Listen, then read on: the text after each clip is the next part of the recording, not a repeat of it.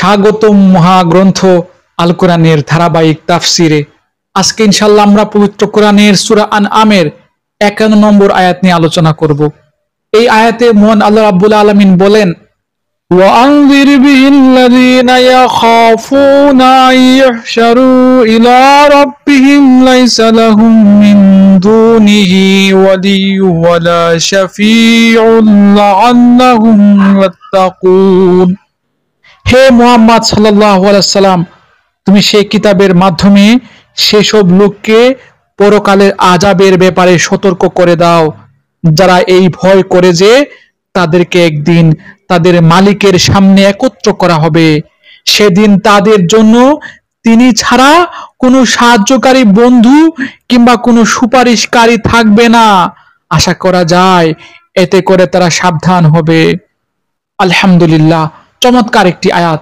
এই আয়াতগুলো থেকে আমরা ইনশাআল্লাহ তিনটি গুরুত্বপূর্ণ বার্তা বের করার চেষ্টা করব। সেই বার্তাগুলো হলো: এক, কোরআন প্রচারের গুরুত্ব।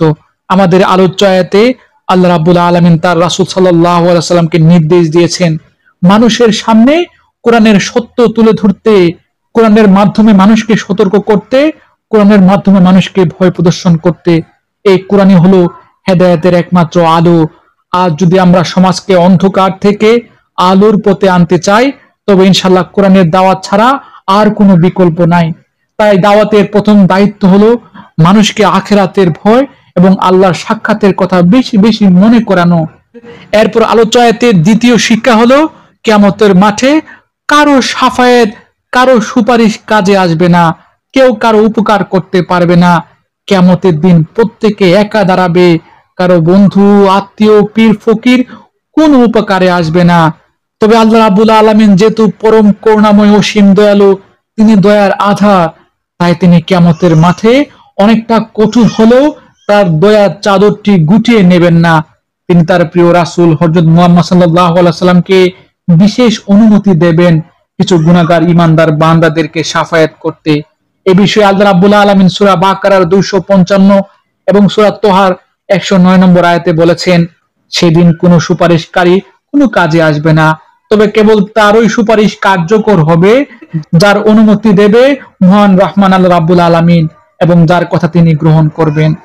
এই শাফায়াতের বিষয়টি আরো স্পষ্ট করতে রাসূল সাল্লাল্লাহু আলাইহি সাল্লাম বলেছেন, আমাকে শাফায়াতের অধিকার দেয়া হবে কিয়ামতের মাঠে, আর আমার শাফায়াত আমার উম্মতের মধ্যে বড় বড় গুনাহগারদের জন্য হবে।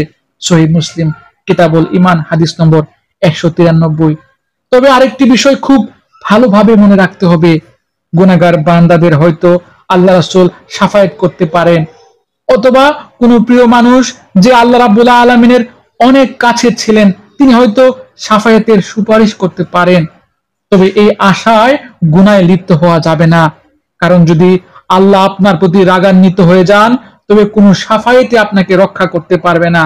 শাফায়াতের আশা আমাদেরকে সৎ কর্মে উৎসাহিত করবে, গুনার কাজে বেপরোয়া করবে না।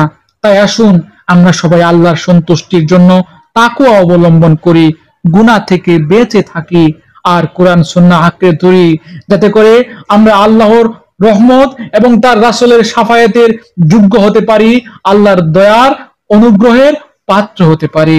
আল্লাহ রাব্বুল আলামিন আমাকে সহ আপনাদের সবাইকে আজকের আলোচ্য আয়াত থেকে শিক্ষা গ্রহণ করার তৌফিক দান করুন। এই প্রত্যাশা এখানে শেষ করছি। ধন্যবাদ।